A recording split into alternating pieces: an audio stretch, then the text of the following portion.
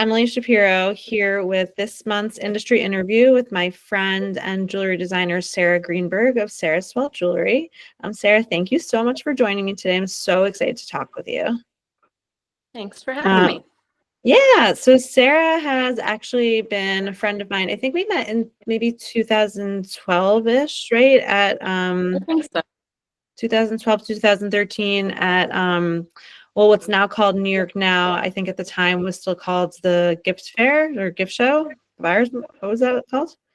At Javits Center? My God. Right? Didn't it used to have another name? I think it used to be called the Gift Show. Anyway, we were show neighbors and became quick friends. If anyone out there has ever done, any sort of retail wholesale show, I feel like there's like this really special bond that you get with your neighbors, which is really special. So Sarah is a jewelry designer in the Bay Area in California. And so I just wanted to start, maybe if you want to just talk about how you got started creating jewelry, like where did you learn and stuff like that. Yeah, totally. For me, I was always really into the arts, from when I was a little kid all the way through school. And it was really my love of arts that led me to like a local craft center, and I took a jewelry class, and that quickly became just the thing for me. Was it like an intro to metalsmithing class? Yeah, it was like a very like rudimentary craft-based, like I think it was maybe like a 6-class series, so it was very basic metalwork specifically. But it was the first time I'd ever done anything like that. And I was just like enamored with using a flame, and it just was so cool to me. So honestly, at that point, I was probably like, 17 maybe. I was pretty young, and I was just like, that's pretty young. Yeah, it is. I know that's kind of unusual. I feel like a lot of people do something else first and come to jewelry. Totally. But I really knew that was what I wanted to do. And I sort of took, I guess, a non-traditional route in that I started working in jewelry stores, just doing retail. And then they would see my interest and start getting me like on the bench a little bit to do repairs and whatnot. So I was doing that. And then after I had saved up enough money, I decided to move to California and go to the Revere Academy, which no longer exists, but is a jewelry. Oh, it doesn't? No, it is no longer there. Oh, I wasn't aware of that. And did you do the I had looked into it at one point, and there was this really cool program. It was like maybe 6 months long or something, and it was like every 3 days was like a different technique. Yeah. Is that it? Yeah. Yep. It was I think it was called like the Jewelry Technician Intensive. And it was, yes, it was like a relatively short period of time, super intense, learning how to make jewelry crash course, if you will. So that was really where I learned all of my, base skills. And then from there, I really made a point to work for other jewelry designers and learn the ropes as much as I could. If I remember correctly, you used to work for someone, you used to work for someone who also did their own casting, right? Didn't you like learn actually how to cast?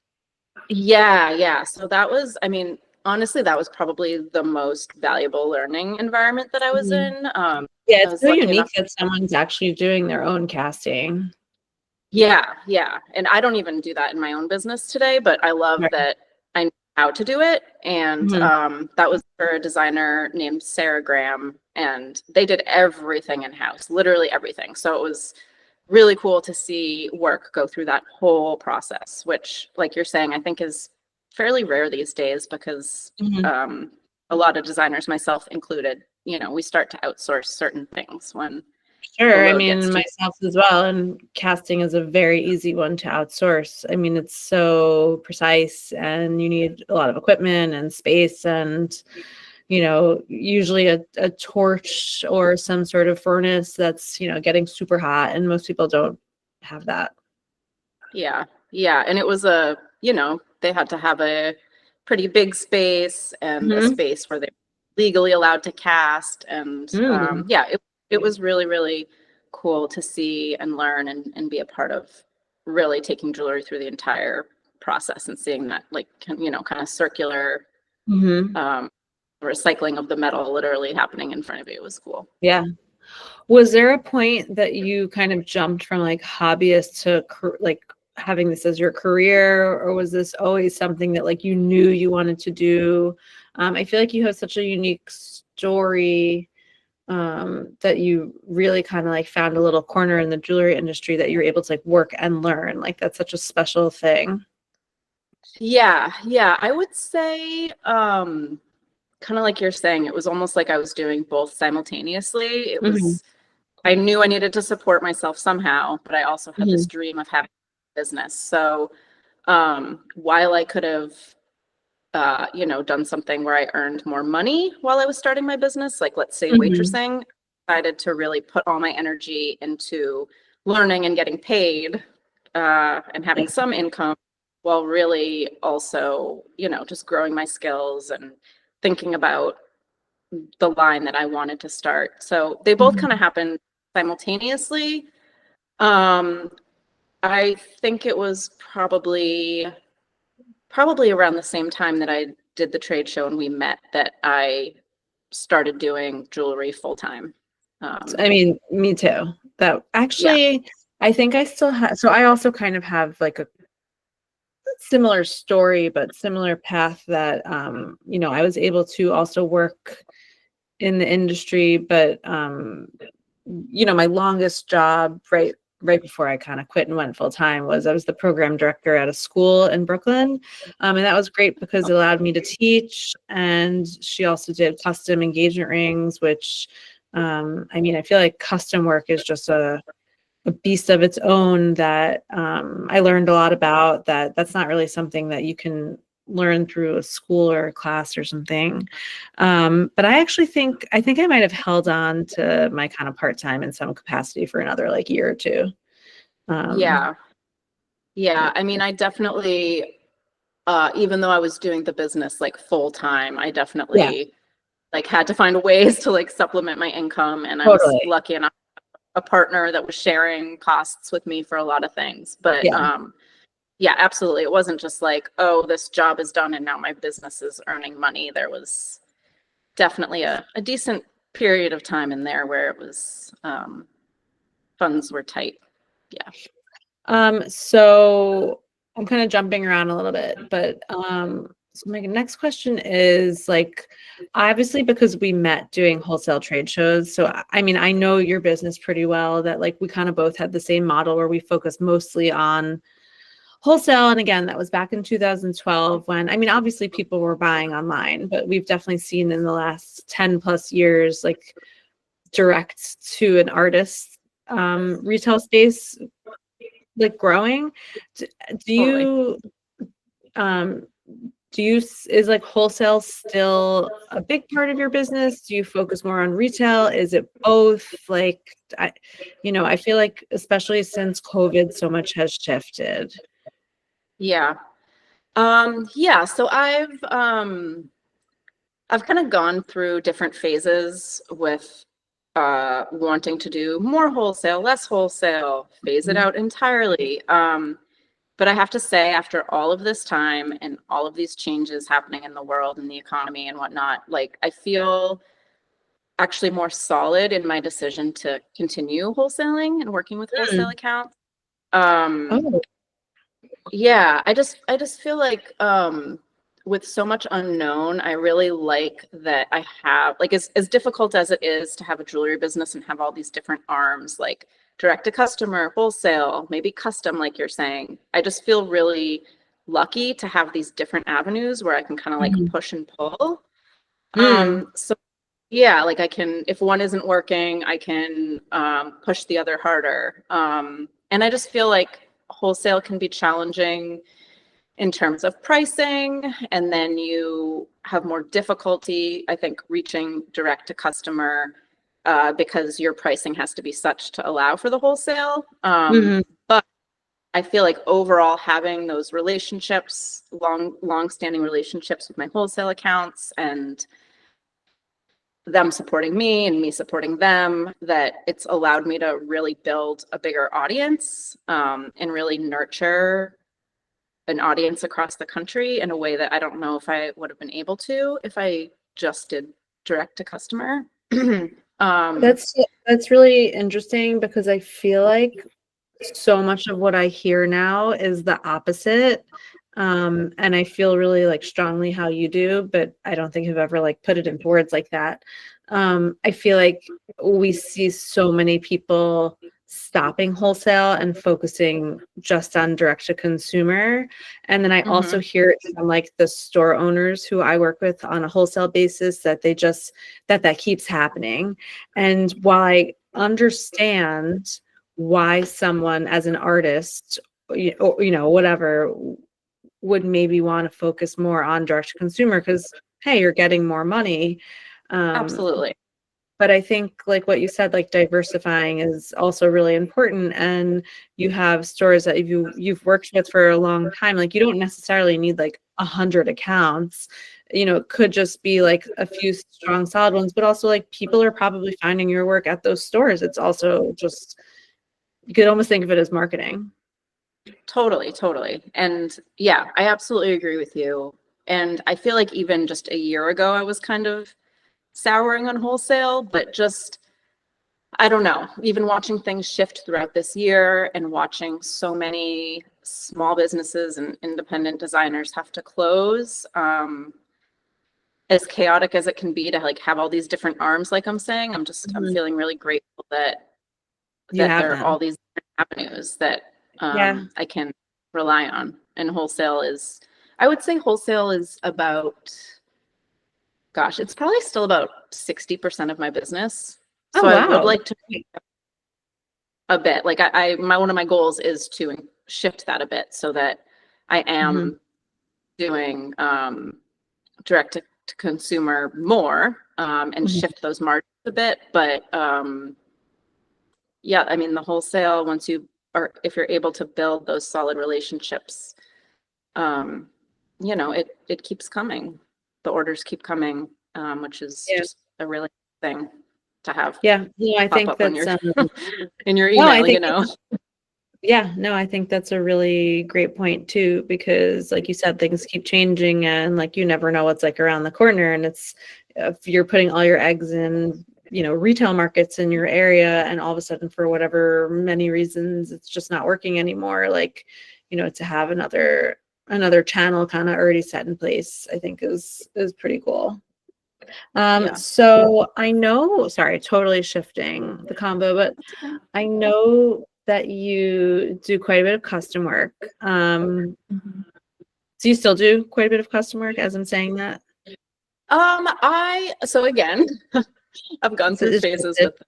Yeah. I was not doing custom work, I think basically since COVID. So I used to have a retail store. COVID happened, I closed the retail store, and I just really downsized my business.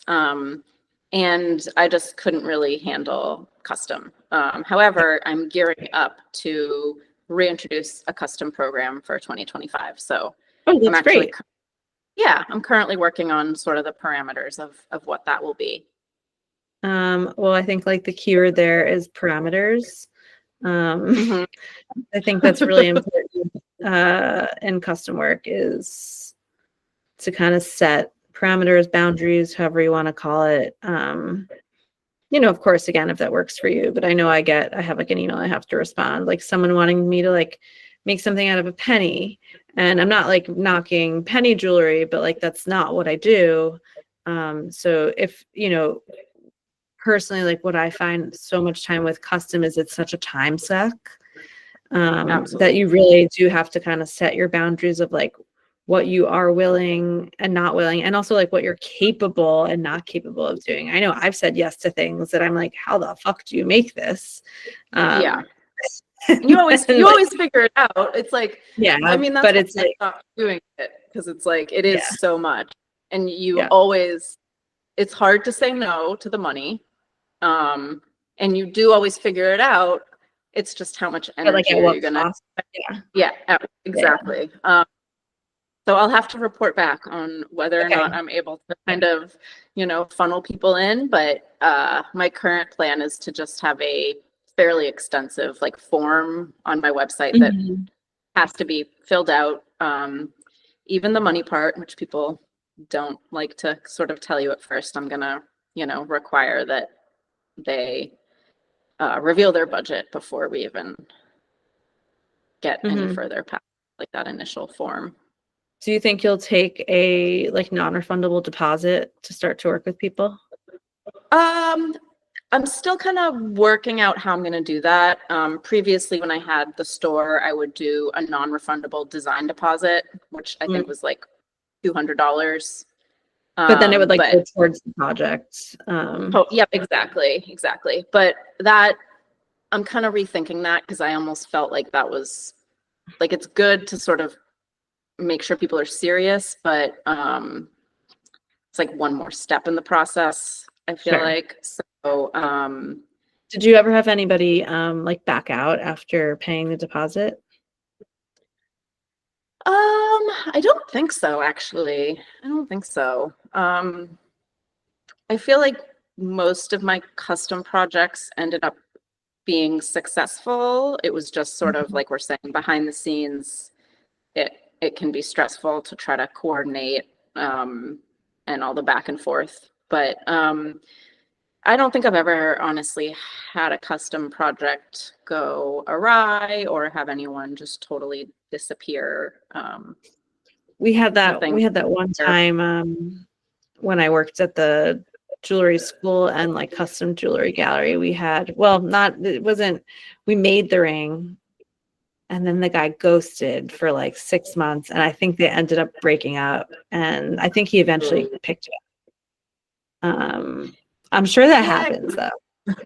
I'm sure. Like, I mean, I'm surprised it hasn't happened more, but actually this isn't the exact same thing. Someone not that long ago, I guess I made them a ring and then they tried to return it because they broke up a year later. And like I said, no.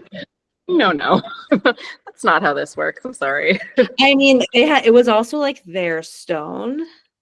So like even weird. I mean, I wasn't gonna like, but I think I suggested some places like how to sell it, like, and anyway. Okay, I should also point out the shield and sword behind me because I'm in Ben, my husband's office.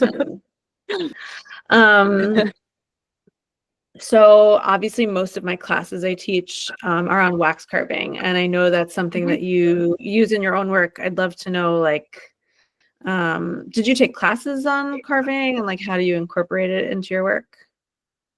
Yeah, so I'm thinking back to when I did the jewelry intensive, there was not that much about wax carving, but I did later take a class with Kate Wolf, which was wonderful but expensive. And I did learn a lot of, I would say, like precise techniques there. But a lot of my wax skills, I would say, are more self-taught or, seeing someone sort of like how you do a demonstration on a specific technique. I feel like it's a hard technique not hard. It's really something, and I think a lot of like skills are like this, that like you really just need repetition.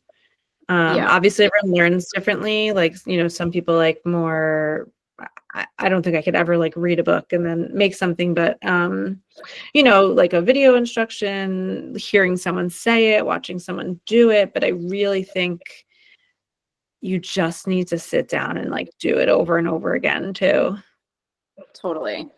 And play as well. Yeah. Like, for example, the wax class that I took that I mentioned that was wonderful. It was like very precise. Like, for example, it was like how to technically carve a seat for, let's say, an emerald shaped stone, which is cool to know, but that's not really something I'm doing in my work. My work is like,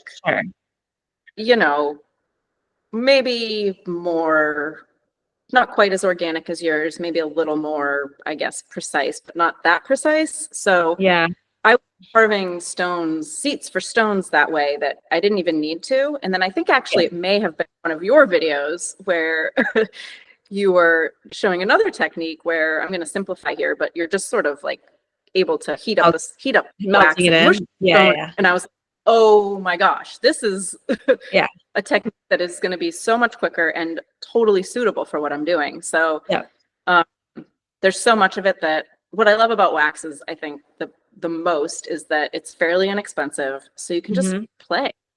It's like, I mean, like what, a ring tube is like under $10, and I mean, if you really wanted to, you could probably make 20 rings out of that. You don't have to cast them. Totally. And that's what I do.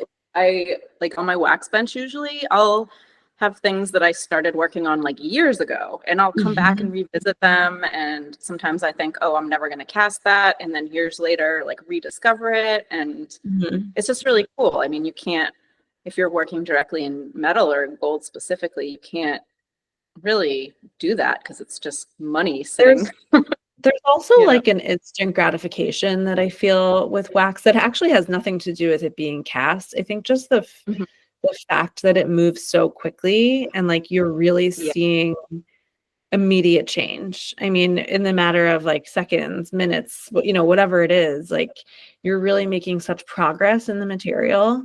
I think that's something that I really like about it, because as much as like I also use a lot of traditional, well, I don't know if I'd call them traditional, but trained traditionally, classic techniques, whatever, of metalsmithing.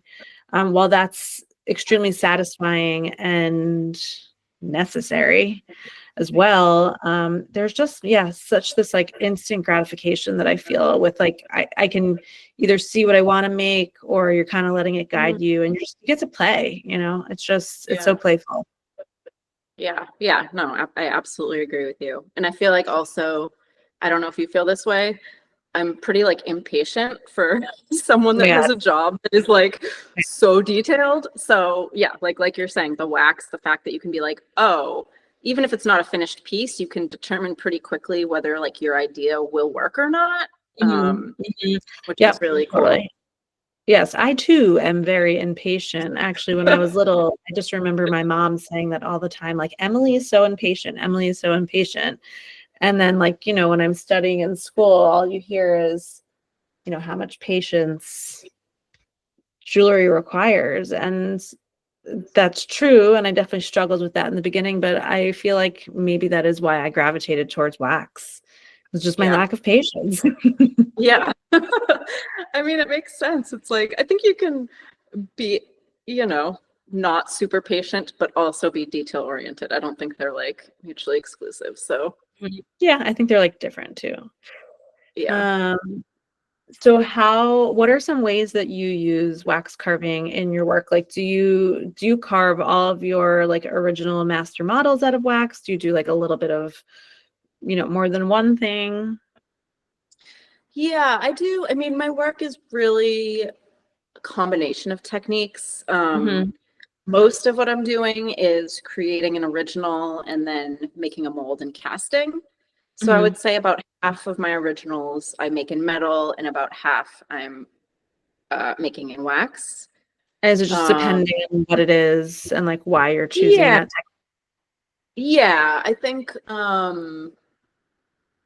mean, I definitely was and probably still am slightly more comfortable working in metal overall.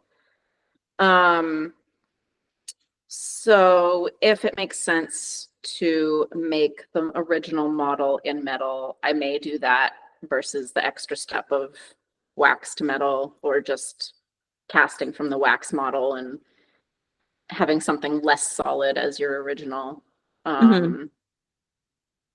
But yeah, it really, I would say mostly the technique that I choose depends on whether I'm trying to make something, more three-dimensional or more organic or natural feeling. I'll tend to wax. And then generally when I'm doing custom work, it's primarily all in wax. Simply, I would say mostly because I'm generally working with customer stones. So, you know, while I can do it, I'm not the type of jeweler that's like hand building a, you know, wire basket setting. That's just not really my thing. So I would go to wax to have more play and ease working with a customer stone. And then also feel being like show them the model Mhm. so that they can get an idea before I cast it. I also feel like, especially when you're doing custom work, something that I like is you're not estimating the materials, like the golds, let's say materials that you need.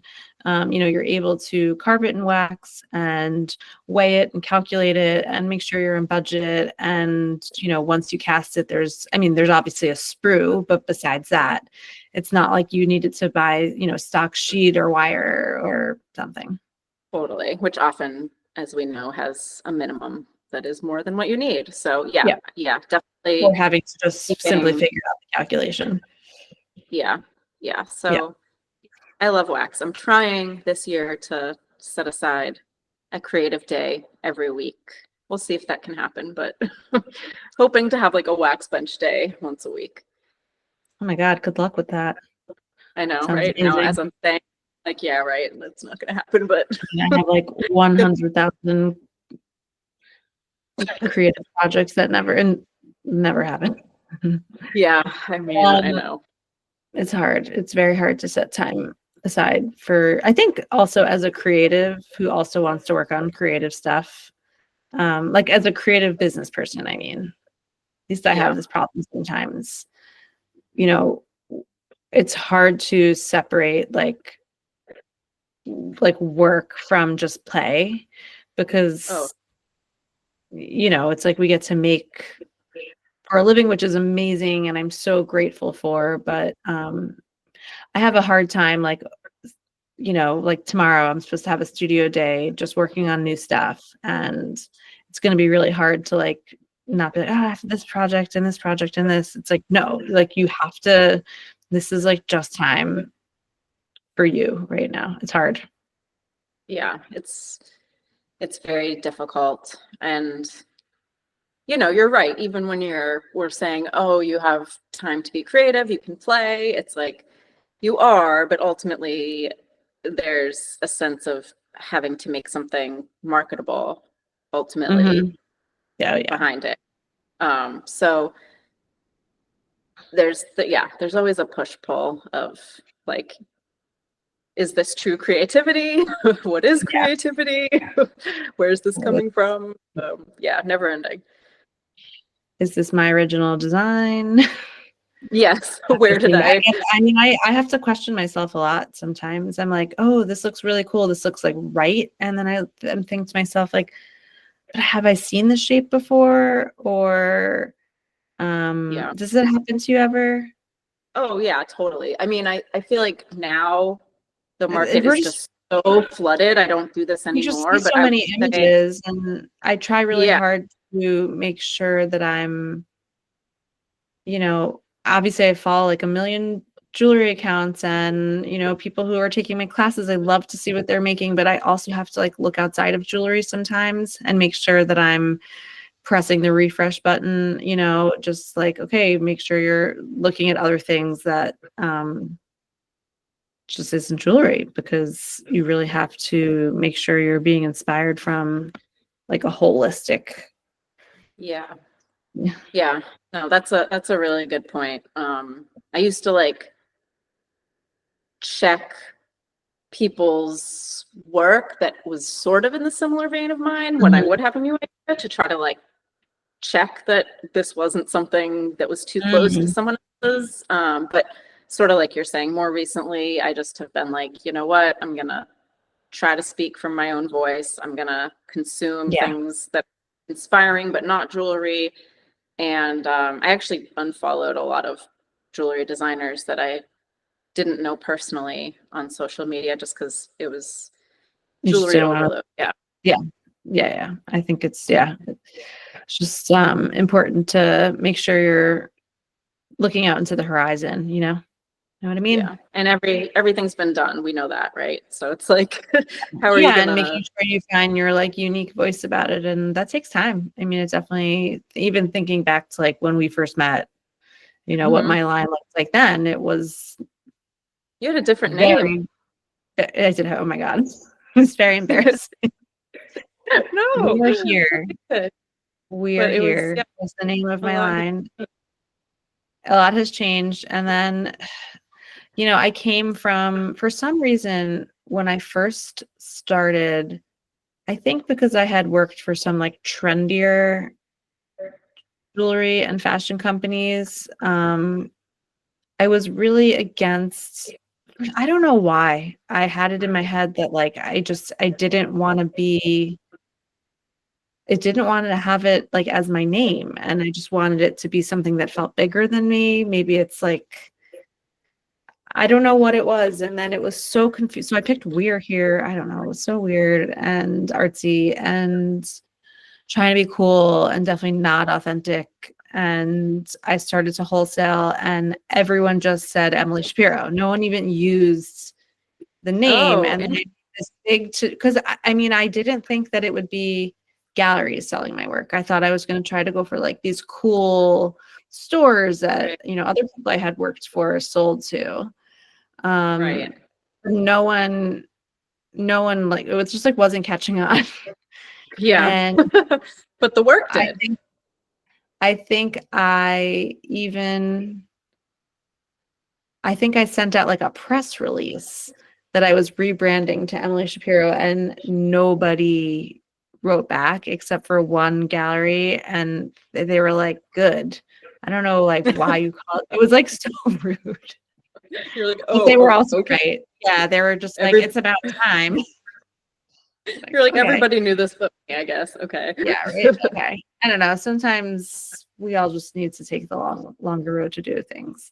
But anyway, my long-winded point was, you know, my work to look, I definitely didn't have a voice or whatever you want to call it then. It certainly wasn't cohesive. It was a kind of a collection of interesting shit that I thought was kind of cool, and some of it was.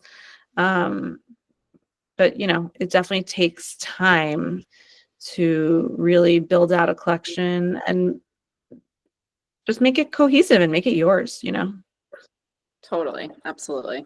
It takes a lot of time. And also like I mean when I first created my collection, it was so based honestly on price and what I could afford to make, and what I thought would be a good price point to sell. So my whole collection was, and a lot of it is super dainty, which it's not that it's not my style, but I would just say like, not that you can't change, but if possible, take the time to really develop your voice, because once you sort of put stuff out there and if people are into it and buy it, it's really hard to shift. So I have over time added in things that feel more special to me, more creative to me. But a lot of the original things that I created, that are pretty, are still some of my best sellers. So it's just I don't know, just something to throw out there that I feel like there's this fine line. You can't wait and wait and wait until everything is perfect, to launch, but just to also think about, you know, I just didn't realize how, once things get going, how little time there is to actually like pivot or go backwards or create new work. It's sort of like once the machine starts going, you're like in it. So just something to think about. Yeah, I feel that. That's really good advice. And on that note, like, I feel like this is a hard question, but if you could like go back to like younger Sarah when she was starting out, like what kind of advice, I don't know, if any, would you have? Yeah. You know, I think, I mean, I have a lot of advice. I think like I'll speak to, I think, what I would do if I was starting a business now. I don't know if Yeah. that's helpful. Yeah. Answer this however you want. As I'm asking the question, I'm thinking to myself, like, I don't even know what I would answer. That's like such a hard question. But I also think this would have been smart back then as well. Yeah. But I feel like my collection is pretty vast, which I think is nice for wholesalers, right? Like they want people that are my wholesale clients, they want to see a lot of work. But I think I would encourage someone to keep their collection tight and have fewer SKUs, as few SKUs as possible, so that it looks like you have a cohesive collection and you can expand from that. But it's just really difficult to have this like massive, vast collection because it's a lot to manage. It's hard to get rid of stuff. And also it's just a lot of money to keep samples on hand of everything. So I would say keep it tight and concise. I'm shaking my head because this is like the bane of my existence right now. And I mean, you know my work. I have an enormous body of work and it just keeps growing, and I make more and discontinue less SKUs than I make, and it's a big problem, and I don't know how to see out of the woods now. And it's like a double-edged sword because I just love everything so much. And again, with wholesale, like people keep buying it. So I'll get back to you on when I try to crack this nut. But it's hard, and especially, I've been doing this a while, and it's hard to just change it overnight. It's not like all of a sudden I can be like, okay, I'm discontinuing 75% of my line. I guess I could. But you know, changes take years, really. To make a change like that. So yeah, I would say definitely that keep it as tight as possible, and then, with enough variety so that you can satisfy wholesale. But what I've also noticed with the wholesale accounts that I work with, they're also doing the same thing. They're not buying less quantity from me, but they're picking up fewer SKUs and marketing those more heavily. So it's like I can see that happening on the designer side, and that seems to be what is working marketing wise for stores, like that it makes more sense for them to spend their marketing budget on and basically just keep restocking the same pieces. I definitely see that. I definitely see that a lot with stores as well. Which I think I guess it depends. Like also everyone's model is different, but it does kind of make sense. It's like you're investing money and time, into a designer. It's like, well, if you sell it once and then it's like, you may as well kind of keep just, kind of refreshing those things. I don't think refreshing was the right, replenishing. Yeah. And I think if the store is built around one of a kind work and they're in a small town with the same clients, like that obviously doesn't make sense. But, yes. I have a few accounts that I make these they're embarrassingly simple salt and pepper diamond studs. And they just buy them in pretty big quantities, and it's very low labor for me, and it's great. It works. I don't think that's embarrassingly simple. I think that's you've kind of cracked a really good bread and butter piece for you that, is I have like a similar thing of these like star-shaped earrings, and they're cute, but it's just a star, like it's cute, but it's like, it is kind of nice to have some pieces that you can just make over and over and over, and they're crowd pleasers, and yep, nothing wrong with that. Nothing wrong with that. And then it lets you do the more fun stuff. Also, if possible, before you really get going, if you're going to start a business, I would say to have as many systems in place as humanly possible. Because again, time goes fast, things start happening, and it is so damn hard to work yourself out of those holes. So set up your email template, set up, your production system. How are things going to work? Make a folder with all the information you need, a binder, however you want to organize it. I'm still backing myself out of messes I made literally a decade ago. I'm not joking with organizational stuff. Yeah, I mean, creating good habits is something I really try to drill into people. Even and like I Yeah. know sometimes it almost feels like silly when it's like you only have 3 molds. It's like, what do I need an Excel spreadsheet for? It's like, well, because those will keep growing, and if you have a system in place of how they're labeled and where you keep your master model and just all the different channels of organization, even just simple things like inventory. And I don't mean inventory of, I mean, I guess it could be this too, of like your studio samples, like your raw materials, like even just a simple like where they come from, what's the link, what's the SKU. I mean, and there's still things that like I go to order, I'm like, oh, I didn't write this down. Okay, let me look at the past order and I'll reorder it, and then I like forget to write it down again, and I'm just like, Yeah. And you spend 45 minutes like finding the old, like combing through invoices. Yeah. So that would be another huge one, is even if it feels silly, get yourself as organized as humanly possible from the jump. Yeah. Can't Which agree is with hard that when you're more. creative.